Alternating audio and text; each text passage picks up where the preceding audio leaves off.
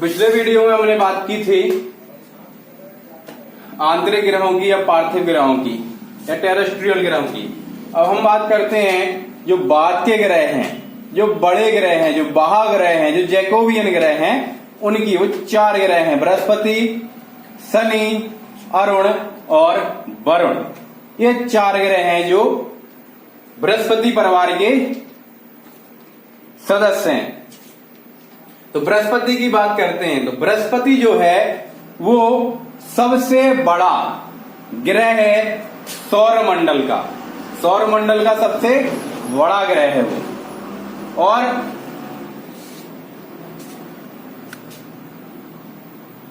इसका जो उपग्रह है गैनीमेड, वो भी सौरमंडल का सबसे बड़ा उपग्रह है। क्योंकि यह इसके जो ऑथेंटिक संख्या मानी जाती है उपग्रहों की, जो परीक्षाओं में आती है, वो मानी गई है 67। हालांकि इससे ज्यादा हो चुके हैं, लेकिन जो परीक्षाओं में जो आता है वो 67 का। और शनि के 62 उपग्रहों का क्वेश्चन आता है। तो जो 67 उपग्रह हैं, आप सोच लीजिए 67 प्राकृतिक उपग्रह हैं बृहस्पति के। तो एक प्रकार से आप सोच लीजिए पृथ्वी पर एक तारा है चंद्रमा, तो रात कैसी रहती है। जब चंद्रमा जैसे 67 उपग्रह वहां चमकेंगे तो बृहस्पति का नजारे कैसे होते होंगे रात में। मेरे ख्याल से रात होती ही नहीं होगी वहां पे। तो इतने सारे उपग्रह हैं जो इसकी चक्कर लगाते हैं। तो कहा जाता है कि यह बृहस्पति है, ये लघु सौर तंत्र की तरह कार्य करता है, क्योंकि 67 उपग्रह इसके चक्कर लगा रहे हैं। तो कहीं ना कहीं एक तारे की गुण इसमें आ जाते हैं, क्योंकि इसमें स्वयं की रेडियो ऊर्जा होती है, स्वयं ऊर्जा उत्सर्जित कर सकता है। इसलिए इसे बृहस्पति को तारा व ग्रह दोनों के गुण इसमें सम्मिलित होते हैं। इसे तारा और ग्रह दोनों बोला जाता है। इसका रंग जो होता है बृहस्पति का पीला होता है। बृहस्पति का जो रंग होता है वो पीला होता है। और इस पर जो वायुमंडलीय दाब है वो 1 करोड़ पास्कल से भी ज्यादा इसकी सतह पर वायुमंडलीय दाब होता है। तो ये तो हमने बात कर ली बृहस्पति की, ठीक है। अब हम बात करते हैं शनि की। तो ब्रह्मांड का, क्योंकि हम अपने सौरमंडल के बारे में भी परिचित है, ब्रह्मांड के बारे में परिचित नहीं है। तो सौरमंडल का सबसे ब्यूटीफुल, सबसे सुंदर जो ग्रह कहा जाता है वो है शनि, क्योंकि इस पर बादल जो वलय होते हैं, जो बादलों की जो वलय कहते हैं, वलय हैं कई प्रकार के। ये वलय ऐसे चारों तरफ से घेरे हुए हैं, तो इस तरीके से इसको सुंदर ग्रह कहा जाता है। और इसका रंग भी संभव पीला ही है, शनि का भी। और यह सेकंड बड़ा उपग्रह है सौरमंडल का। यह गैस ही गैस है। इस पर जो शनि ग्रह है इस पर गैस ही गैस है। इसे गैसों का गोला भी कहा जाता है और गैलेक्सी के समान यह प्रतीत होता है। इसका जो प्राकृतिक उपग्रह है, बड़ा सबसे जो प्राकृतिक उपग्रह है शनि का, टाइटन है। और टाइटन का रंग है नारंगी।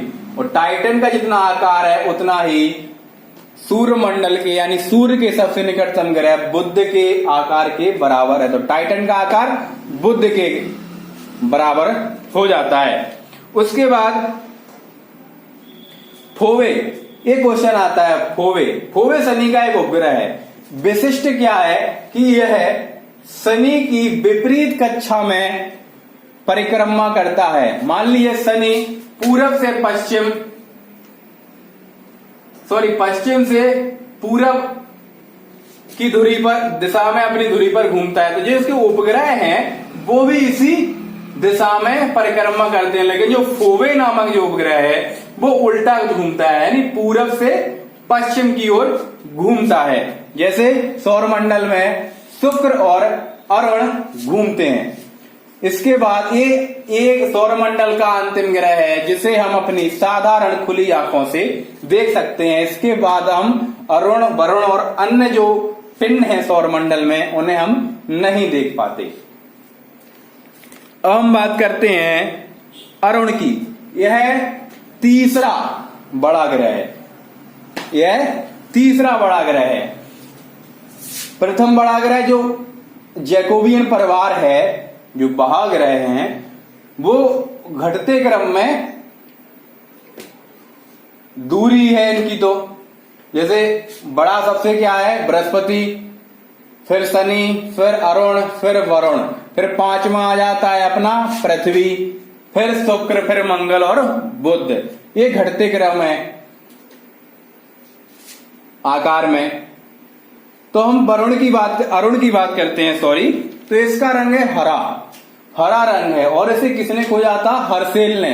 वही हर्शेल जिसने 1805 में दूरबीन का प्रयोग कर अंतरिक्ष की जो अवधारणा थी उसमें क्रांतिकारी परिवर्तन ला दिया था और कहा था कि ना तो पृथ्वी और ना ही सूर्य ब्रह्मांड के केंद्र में, अब तो सूर्य और ब्रह्मांड दोनों ही, सूर्य और पृथ्वी दोनों ही ब्रह्मांड का एक अंश हैं। तो वही जो हर्शेल साहब हैं, विलियम हर्शेल, 1781 में इन्होंने अरुण ग्रह को खोजा था। और ये तीसरा बड़ा ग्रह है सौरमंडल का। यह अत्यधिक अपने अक्षीय झुकाव के कारण लेटा हुआ प्रतीत होता है, इसलिए इसे लेटा ग्रह भी कहा जाता है। एक क्वेश्चन आता है कि लेटा ग्रह किसे कहा जाता है, तो अरुण को लेटा ग्रह भी कहा जाता है। शनि की भांति इस पर भी गैसों के वलय हैं। वलय मतलब रिंग है, रिंग वलय हैं। और वो 5 प्रकार के वलय हैं, अल्फा, बीटा, गामा, डेल्टा और एप्सिलॉन।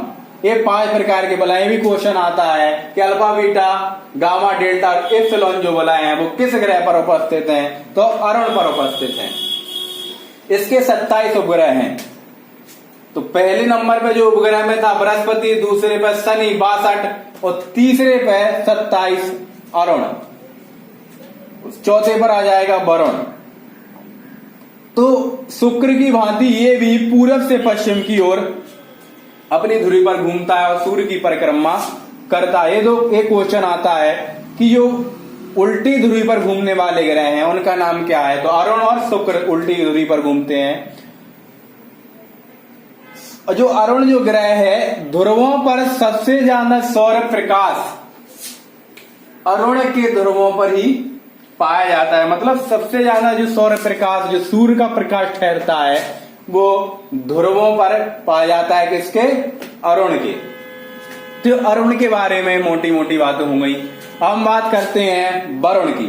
तो वरुण सौरमंडल का सबसे अंतिम ग्रह हम जिसे कहते हैं, सबसे अंतिम ग्रह हम वरुण को मानते हैं। इससे पहले प्लूटो हुआ था। वरुण को नेपच्यून भी कहा जाता है। इसके पहले प्लूटो हुआ करता था, जो 2006 में जो प्राग में जो मीटिंग हुई थी उसके बाद उसे ग्रह का दर्जा हटा दिया गया। तो विलियम हर्शेल ने तो अरुण की थी। तो वरुण की खोज किसने की? 1846 में जॉन गाले नामक वैज्ञानिक हैं, उन्होंने वरुण की खोज की है।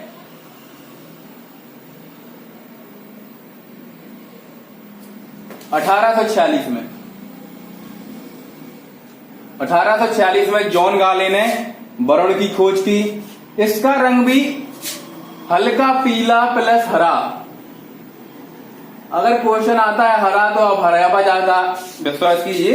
हल्का पीला और हरा 2 प्रकार का रंग, इसका मिश्रित कलर जो वरुण का है वो पाया जाता है। 165 वर्ष लगते हैं सूर्य की परिक्रमा लगाने में। और 13 इसके उपग्रह हैं। ट्रिटॉन एक प्राकृतिक उपग्रह जो है, जो सबसे बड़ा है वरुण का। तो वरुण की बात हो गई। अब हम बात करते हैं कुछ ऐसे पिंड हैं जो सूर्य की परिक्रमा तो लगाते हैं, लेकिन उनका जो परिक्रमा पथ है वो निश्चित नहीं है, वो अनियमित है, अनिश्चित है। प्लूटो जो हुआ करता था 2006 के पहले, इसे भी ग्रह मानते थे और सौरमंडल में 9 ग्रह हुआ करते थे।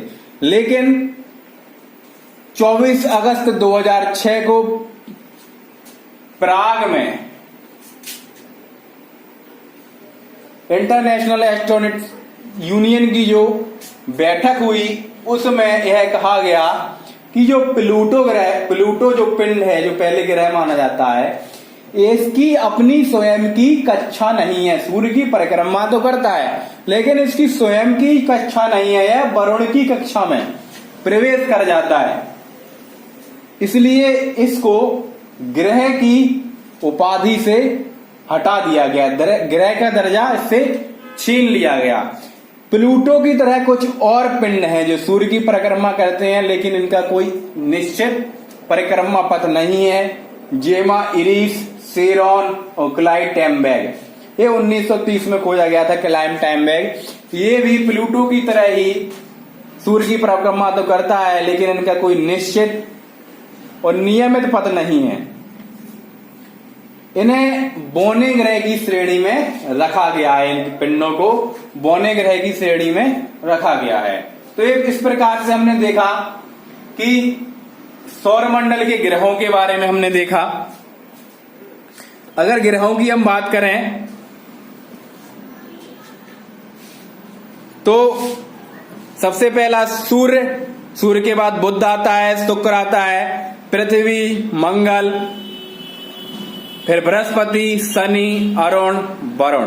तो आकार में भी देख रहे हैं आप, सबसे बड़ा दिख रहा है बृहस्पति, फिर शनि, फिर अरुण, फिर वरुण, और फिर पृथ्वी दिख रही है हमें, अपनी पृथ्वी दिख रही है बड़ी। उसके बाद शुक्र, फिर मंगल और फिर बुध। तो इस प्रकार ये आकार के तौर पर ही ज्यादातर क्वेश्चन आते हैं कि आकार के क्रम में कौन से सौरमंडल के बड़े और छोटे ग्रह हैं। अब हम बात करते हैं हमारे पृथ्वी के प्राकृतिक उपग्रह चंद्रमा की। जो चंद्रमा है वो पृथ्वी का क्या है? प्राकृतिक उपग्रह है। एकमात्र प्राकृतिक उपग्रह चंद्रमा है। तो चंद्रमा के बारे में हम कुछ आवश्यक जो चीजें हैं वो हम जान लेते हैं। तो चंद्रमा के जो आधुनिक विज्ञान में जो चंद्रमा के अध्ययन का जो विज्ञान है उसे कहा जाता है सेलेनोलॉजी। इसे कहा जाता है चंद्रमा के अध्ययन के विज्ञान को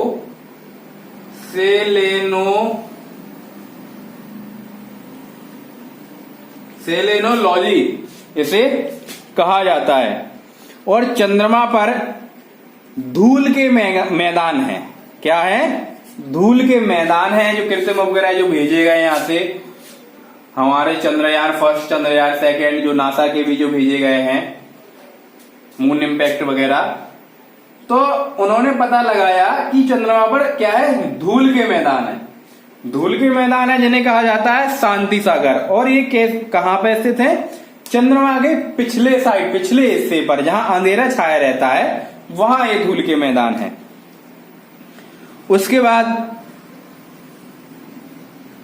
जो चंद्रमा का साउथ पोल है, जो चंद्रमा, मान लीजिए पृथ्वी का उपग्रह चंद्रमा, जो साउथ पोल है, नीचे वाला पोल है, यहां जो पर्वत है लेबनिटीज पर्वत। ये क्वेश्चन आता है, लेबनिटीज पर्वत सौरमंडल में किस पिंड पर या किस उपग्रह, किस ग्रह पर स्थित है? तो चंद्रमा पर कौन सा पर्वत है? लेबनिटीज पर्वत उपस्थित है। और सबसे बड़ा पर्वत कहां था? मंगल पर, नेक्स्ट ओलंपिया, जो एवरेस्ट से लगभग 3 गुना ज्यादा ऊंचा था। इसके बाद चंद्रमा को हम, क्योंकि ठंडा है ये चंद्रमा, इसलिए हम जीवाश्म ग्रह भी, तो जैसे हमने तारे में पढ़ा था, जब पिंड 1.4 ms से कम हो जाता है और नाभिकीय ऊर्जा खो देता है, धीरे धीरे ठंडा हो जाता है, तो वो श्वेत वामन में परिवर्तित हो जाता है, जिसे जीवाश्म पिंड भी या जीवाश्म ग्रह भी कहा जाता है। तो चंद्रमा भी एक प्रकार का जीवाश्म ग्रह है। और चंद्रमा की बात करें तो यह अपनी जो परिक्रमा है, जो अपनी परिक्रमा है सूर्य के संदर्भ में, वो 30 दिन में पूरी करता है। कितने दिन में पूरी करता है? 30 दिन में। लगभग 29 दिन कुछ घंटे होते हैं, तो हम 30 दिन मान लेते हैं, जिसे कहते हैं चंद्रमास। जिसे क्या कहा जाता है? चंद्रमास इसे कहा जाता है, या साइनोडिक मास भी से कहते हैं। चंद्रमास या साइनोडिक मास भी से कहा जाता है जब ये 30 दिन में अपनी परिक्रमा करता है। और यह विशेष संदर्भ में नक्षत्रों के संदर्भ में जब ये 27 दिन में अपनी 27.5 दिन में अपनी परिक्रमा या अपनी धुरी कर लेता है पूर्ण, तो उसे नक्षत्र मास कहा जाता है। 27.5 दिन को नक्षत्र मास और 29 दिन जो 30 दिन कहा जाता है उसे चंद्रमास कहा जाता है। अब जब चंद्रमा पृथ्वी से पास में होता है, जब पास में जब चंद्रमा होता है तब एक स्थिति बनती है, उसे बोलते हैं सुपर मून या पेरिजी फुल मून उसे बोला जाता है। जब यह स्थिति बनती है, चूंकि देखिए पृथ्वी की और चंद्रमा के बीच की दूरी है जो 3,84,365 किलोमीटर दूर है ये, ठीक है। और पृथ्वी से जो चंद्रमा का भाग दिखाई देता है वो हमें 57%, कितने प्रतिशत? 57% हमें चंद्रमा का भाग दिखाई देता है। जब चंद्रमा पृथ्वी के पास में आ जाता है तो उस स्थिति को कहते हैं सुपर मून। और सुपर मून में चंद्रमा जो इसकी सामान्य स्थिति रहती है उससे 14% बड़ा और 30% ज्यादा चमकदार हमें दिखाई देता है। जो पिछला सुपर मून हुआ था वो 27 सितंबर 2015 को हुआ था। और जब चंद्र ग्रहण और सुपरमून की स्थिति जब संयोग से एक साथ घटित हो जाती है, वो स्थिति हुई थी 1982 में, जब उसी दिन सुपरमून पड़ा था। मतलब चंद्रमा पृथ्वी की सतह के पास में आ गया था और चंद्र ग्रहण भी, मतलब सूर्य और चंद्रमा के बीच में पृथ्वी आ गई थी। वो स्थिति 1982 में बनी थी। तो ये हो गया सुपरमून। अब हम बात करते हैं ब्लू मून की। ब्लू मून क्या होता है? तो ब्लू मून होता है जब एक महीने में 2 पूर्णिमा आ जाएं। जब एक महीने में 2 पूर्णिमाएं आ जाएं, उस स्थिति को, जब 2 पूर्णिमाएं आ जाएं और दूसरी पूर्णिमा, जब पहली नहीं दूसरी पूर्णिमा जब होती है, उस स्थिति को ब्लू मून कहते हैं। और जब एक माह में एक माह में 2 या 2 से अधिक पूर्णिमाएं जब हो जाती हैं, तब उस साल को कहते हैं ब्लू मून ईयर। उस साल को ब्लू मून ईयर कहा जाता है। और ये ब्लू मून जो ईयर हुई है, जो पिछले 2 साल पहले 2018 में हुई है। 2018 में ब्लू मून ईयर का साल रहा है। अब एक और चंद्रमा से संबंधित जो तथ्य है वो है ब्लड मून। जब लगातार 4 पूर्ण चंद्र ग्रहण, मतलब पृथ्वी चंद्रमा के और सूर्य के बीच में इस तरीके से आ जाए और चंद्रमा पूरा ढक जाए, तो पूर्ण चंद्र ग्रहण होता है। आधा तो अर्ध चंद्र ग्रहण, आंशिक, जो आधे से कम तो उसे आंशिक चंद्र ग्रहण कहते हैं। जब पृथ्वी इस तरीके से आ जाती है कि पृथ्वी से चंद्रमा दिखाई नहीं देता, तो पूर्ण चंद्र ग्रहण होता है। जब लगातार 4 पूर्ण चंद्र ग्रहण हो जाए तो उस स्थिति को ब्लड मून कहते हैं। चौथे पर जो होती है, चौथे पूर्ण ग्रहण पर, उस स्थिति को हम कहते हैं ब्लड मून या रक्त चंद्र भी उसे बोला जाता है। तो ये चंद्रमा की बात हो गई।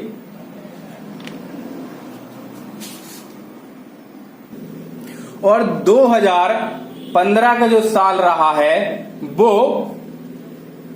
ब्लड मून का साल रहा है। 4 अप्रैल 2015 को सदी का सबसे छोटा पूर्ण चंद्र ग्रहण लगा था। तो ब्लड मून की जो संकल्पना है, जो परिकल्पना है, वो घटित हुई थी 2015 में। अब हम बात करते हैं हम देखते हैं ग्रहों की तो हमने बात कर ली, बौने ग्रहों को भी बात कर ली जो सूर्य की परिक्रमा लगाते हैं, सूर्य मंडल का भाग है।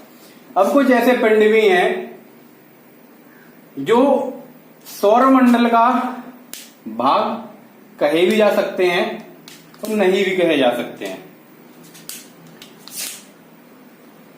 जब ये सौर मंडल में प्रवेश कर जाते हैं, हमारे पृथ्वी के वायुमंडल में प्रवेश करते हैं, तब हम इनका अध्ययन करते हैं। पहला बिंदु है उल्कास्म या उल्का पिंड।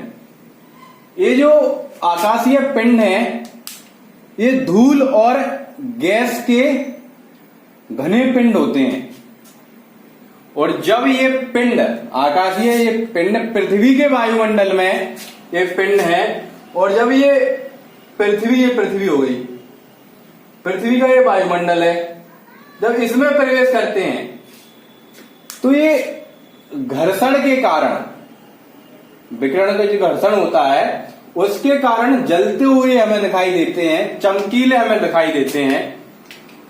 इन्हें बोलते हैं उल्का पिंड। रात्रि के समय अगर ये गिरते हैं तो इनमें एक चिंगारी सी उत्पन्न होती है, जलते हुए दिखाई देते हैं, तो हम इन्हें बोलते हैं टूटता तारा, शूटिंग स्टार।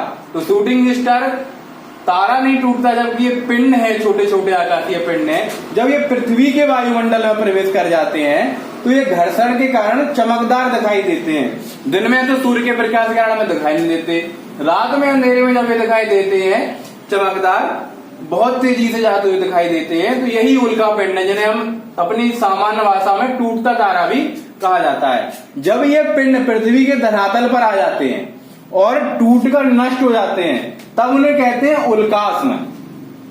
टूट के नष्ट हो जाते हैं, और ये चट्टान के रूप में जब गिर जाते हैं, नष्ट नहीं होते, चट्टान के रूप में पड़े रहते हैं, तो उन्हें कहते हैं उल्का पिंड। तो ये उल्का पिंड की परिभाषा हो गई। दूसरे पिंड है धूमकेतु। धूमकेतु भी एक प्रकार के आकाशीय पिंड है जो धूल, बर्फ, हिमानी इत्यादि आदियों से बने रहते हैं, और जब ये धूल के पिंड सूर्य के पास से ऊपर गुजरते हैं, मान लो सूर्य हो गया, और जब ये सूर्य के पास से ऊपर गुजरते हैं तो इनकी जो बर्फ है वो कैसी होती है, पिघलती है, और जब ये पिघलती है तो कई लाखों किलोमीटर तक ऐसी चिंगारी के रूप में हमें दिखाई देती है। जब सूर्य के पास से होकर ये गुजरते हैं तो उसे क्या कहते हैं, धूमकेतु या पुच्छल तारा भी इन्हें बोला जाता है। धूमकेतु या पुच्छल तारा।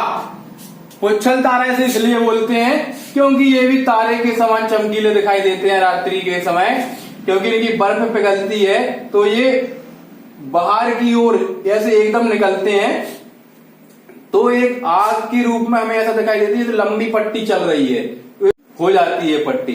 तो वैसे तो जो पुच्छल तारे धूमकेतु होते हैं वो बिना पूंछ वाले होते हैं, लेकिन जब ये ज्यादा सूर्य के पास में आ जाते हैं तो इनकी पूंछ दिखाई देने लगती है पिघलन के कारण, तो इसे पुच्छल तारा भी बोल दिया जाता है। जो इसका शीर्ष होता है धूमकेतु का, उसे कोमा कहा जाता है। और हम सभी परिचित हैं हेलु धूमकेतु से, जो हम बचपन से पढ़ते आ रहे हैं। हेलु धूमकेतु जो कब दिखाई दिया गया था, 1986 में दिखाई दिया था हमें। और जो सामान्यतः धूमकेतु या पुच्छल तारे का जो जीवन, जो घूर्णन होता है सूर्य के चारों तरफ, वो लगभग 70 से 90 वर्षों का होता है। तो हेलु धूमकेतु जो है वो 76 वर्षों में दिखाई देता है।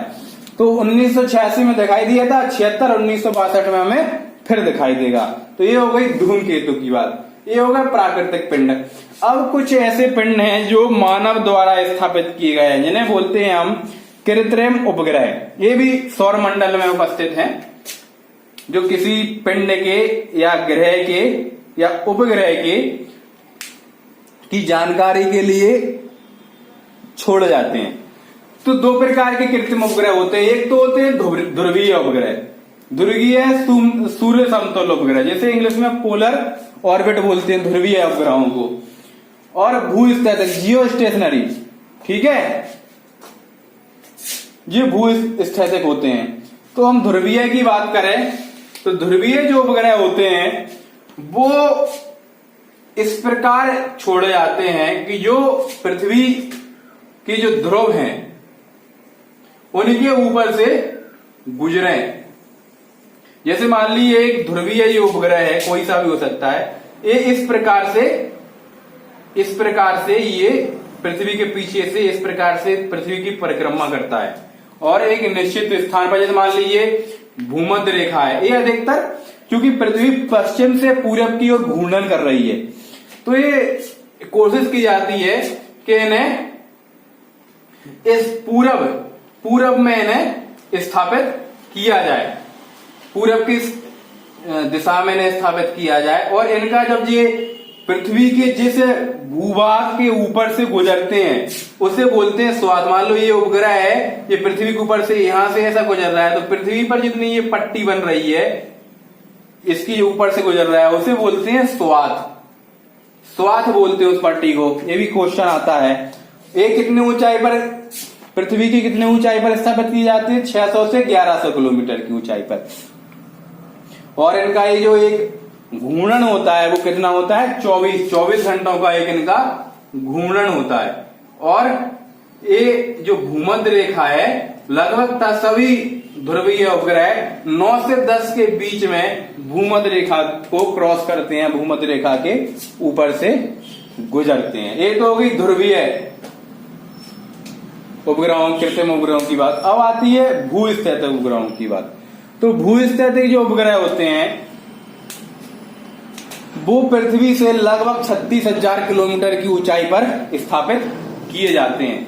और ये इस प्रकार स्थापित किए जाते हैं कि इनकी जो चाल होती है वो पृथ्वी के ही चाल, यानी पृथ्वी के जो घूर्णन चाल है उसी के समतुल्य होती है। इसलिए ये उपग्रह में ऐसा लगता है कि पृथ्वी के ऊपर ही स्थित है, मतलब ये कहीं जा नहीं रहे हैं, ऐसा लगता है कि एक जगह स्थित हैं। ये इसलिए लगता है क्योंकि जिस वेग से पृथ्वी घूर्णन कर रही है उसी वेग से ये भी अपनी दिशा में वो पृथ्वी का घूर्णन कर रहे हैं। इसलिए हमें ये लगता है कि ये पृथ्वी के ऊपर ही स्थित हैं, एक जगह स्थित हैं।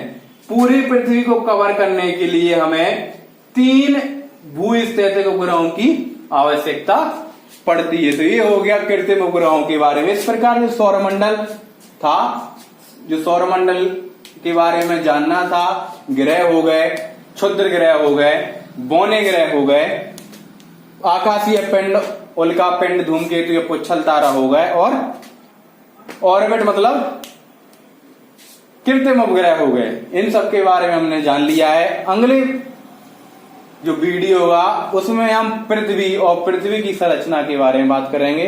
तब तक के लिए खुश रहिए, मस्त रहिए, फिट रहिए। जय हिंद।